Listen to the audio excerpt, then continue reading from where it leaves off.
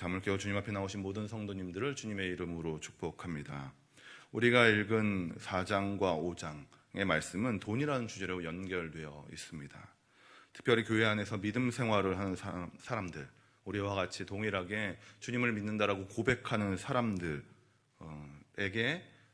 나타난 일입니다. 그들 마음 가운데 우리와 동일하게 주님을 믿는다고 말하지만 마음속에는 자신의 욕심과 이익, 풍요를 위해서 하나님보다 돈을 앞에 둔 사람들에 대한 이야기입니다. 주님께서 말씀을 통해서 그리스도인들은 먼저 그의 나라와 의를 구해야 된다라고 가르쳐 주셨습니다. 하지만 몇몇 믿음의 사람들, 저희 교회 말고요, 몇몇 믿음의 사람들이라 말하는 사람들 중에 어떤 사람들이 하나님의 뜻과 주권을 무시하고 자신의 주관적인 생각과 계획으로 살아가는 것을 볼 수가 있다는 것입니다. 세상과 교회의 다리 하나씩을 걸치고 필요에 따라서 맞춰가며 살아가는 것이죠. 오늘 본문은 그것을 경고하고 또한 그렇게 살아가는 것은 하나님께서 원하시는 삶이 아님을 가르쳐 주고 있는 것입니다. 13절 보니까 어떤 사람이 자신이 살던 동네를 떠나서 돈을 벌고자 다른 지역으로 이동합니다. 그곳에서 1년을 머물면서 돈을 버는 것이죠. 이것은 타 지역에 가서 돈을 벌지 말라는 말이 아닙니다.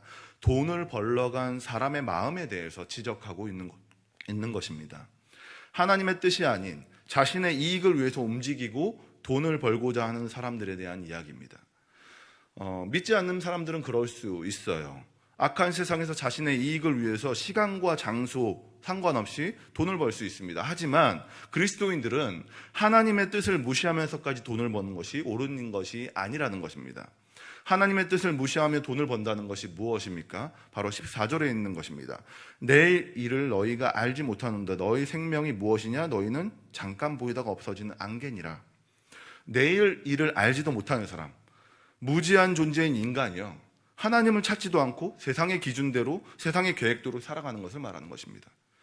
믿는 사람이라 말하지만 기도 한 번 안 하고 세상의 흐름대로 살아가는 것이죠. 세상에서 사람이 이렇게 돈 벌고 또 저렇게 돈 벌어서 잘 산다고 하니까 그렇게 사는 것이 나에게도 유익을 주겠지라고 생각하면서 그냥 묻지도 따지지도 않고 세상의 흐름에 들어가는 것입니다. 그렇게 따라가다가 이익이 생겼어요. 어떻게 하다 보니까 이익이 생겼습니다. 하나님께 기도 한 번도 안 하고 그냥 세상의 기준대로 따라갔는데 진짜 이익이 생겼어요. 돈이 많아졌어요. 그랬더니 그 사람들이 이렇게 고백하는 거예요. 하나님이 나를 사랑하셔서 이렇게 잘 살게 해주셨구나 라고 말하는 것이죠. 그런데 이게 진짜 잘 살게 해주신 걸까요? 16절 보니까 이제도 너희가 허탄한 자랑을 하나니 그러한 자랑은 다 악한 것이니라. 하나님께서 한 번도 관여하지 않았는데 돈이 잘 벌린다. 하나님께 한 번도 묻지 않았는데 돈이 잘 생겼다. 많이 벌어졌다. 이건 축복이 아니라 저주라는 겁니다. 다 악한 것이기 때문에 그래요. 우리가 기도 한 번도 안 하고 주님 앞에 고민 한 번도 안 하고 무슨 일이 잘 되면 그건 무서운 일이라고 우리가 늘 이야기하잖아요. 마찬가지로 하나님 앞에서 묻지도 않고 그냥 세상의 기준대로 살아갔는데 돈이 많이 생겼어요. 그것은 잘된 것이 아니라 축복이 아니라 악한 것이라는 겁니다. 뭐로만 가도 서울로만 가면 된다, 이런 말이요, 그리스도인들에게는 통하지 않는 말이라는 겁니다. 하나님은 무슨 일을 하든 간에 주님을 먼저 찾기를 원하셔요. 우리의 주권자이신 주님 앞에 나와서 묻기를 원하신다는 겁니다. 자신의 생각을 앞세워서 그것이 하나님의 뜻인 것처럼 말하는 것을 매우 싫어하셔요. 그렇기에 우리 여기 계신 모든 성도님들은 하나님의 뜻을 먼저 구하고 그분의 뜻대로 움직이시는 모두가 되시기를 소망합니다. 계속해서 주님은 이렇게 자신의 생각과 주관대로 움직여서 돈을 번 자들에게 이렇게 말씀하세요. 5장 2절 3절인데요. 함께 읽어보겠습니다. 5장 2절 3절 시작.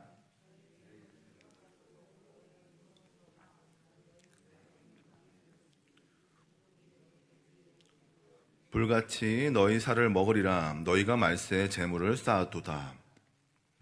부유해지고 가난해지는 것이요, 하나님을 믿는 사람들에게 성공과 실패로 나타나는 것이 아니잖아요. 믿음 안에서 부자가 될 수 있고요, 때로는 가난한 사람도 될 수 있어요.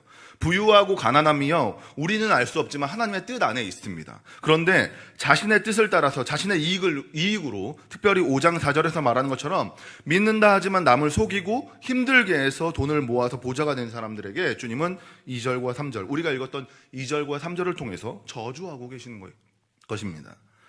주님을 믿는다고 하지만 사치와 쾌락, 남을 힘들게 함으로 자신의 이익을 구하는 사람들이 믿는 사람들을 보면서 이렇게 이야기할지 모르겠어요. 저렇게 열심히 예수님 믿는다고 하지만 하나님께 사랑을 못 받네? 하나님은 나를 지원해 주셔서 내가 이렇게 잘 먹고 돈을 잘 벌게 하셨는데 저 집사님, 저 권사님, 저 장로님은 왜 열심히 봉사하는데도 돈이 안 생길까? 왜 저렇게밖에 못 살까? 정말 불쌍하다. 이렇게 생각할지도 모르겠습니다. 그런데 주님은 6절에서 말씀하시는 것처럼 하나님의 뜻대로 살아가는 사람들에게 흔들리지 않는 믿음을 주셨다라고 말하는 겁니다. 자신의 뜻대로 살아가는 사람들이 조롱하고 자신의 욕심대로 살아가는 사람들이 불쌍하다라고 말해도 주님이 주시는 평안과 화평이 있기에 흔들리지 않도록 하셨다라는 겁니다. 그러니까 진짜 믿음 안에서 사는 사람들은 세상에서 말하는 성공과 실패에 흔들리지 않고 하나님의 뜻에 따라 움직이게 하셨다는 겁니다. 그 삶이 때로는 재정이 없는 삶으로 나타날지 모르겠어요. 그 삶이 때로는 남들보다 건강하지 않는 삶일 수도 있습니다. 하지만 이런 삶에는 하나님의 인도하심이 있고 가르침이 있다는 것을 주님은 가르치고 계시는 것입니다.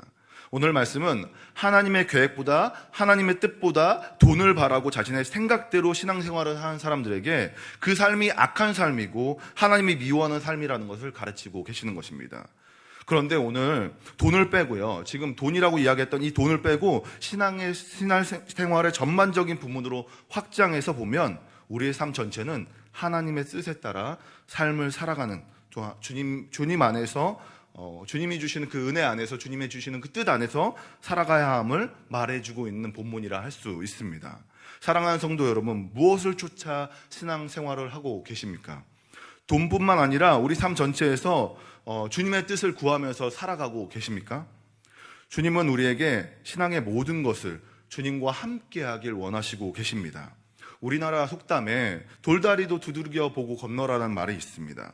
아는 길, 쉬운 길이라고 해도 신중하게 생각하라는 것이죠. 이 일을 내가 스스로 결정해도 되겠지라는 생각, 또는 돈 벌어서 주님께 드릴 거니까 이렇게 돈 버는 거 괜찮겠지라는 생각, 그리고 이 일은 주님을 위한 일이니까 기도 안 해도 되겠지라는 생각, 이런 생각을 조심해야 된다라고 말하는 것입니다. 주님은 우리에게 주님의 뜻대로 살아가라고 오늘 말씀을 주신 것이에요. 우리의 생각을 주님의 생각보다 앞세우지 않길 소망합니다. 그래서 주님이 주시고자 하는 것, 주님이 보게 하시는 것들 다 받고 배우는, 그리고 주님이 원하시고 바라시는 모든 일 가운데 행하시는 모두가 되시길 소망합니다. 주님의 뜻대로 사는 삶은 즐겁고 기쁘고 행복해요. 내 뜻대로 사는 삶은 불안하고 걱정이 많습니다. 잘못될까 봐 늘 걱정이 많은 것이죠. 주님을 바라보시길 소망합니다. 주님을 찾으시길 소망해요. 그래서 주님이 주시는 평안, 주님이 주시는 화평, 주님이 주시는 온전함을 다 누리시길 소망합니다. 주님은 우리에게 이것을 오늘 가르치고 계십니다. 이 뜻대로 주님께서 주시는 그 모든 삶 가운데서 주님이 인도하심 가운데 살아가시는 모든 성도님들이 되시길 주님의 이름으로 축원합니다. 기도하도록 하겠습니다. 사랑하는 주님, 오늘 주님의 뜻에 대해서 생각하게 하심을 감사합니다. 나의 유익을 위해 세웠던 나의 계획을 내려놓습니다. 온전히 주님만을 바라보며 주님의 뜻대로 살아가는 우리가 되게 하여 주옵소서.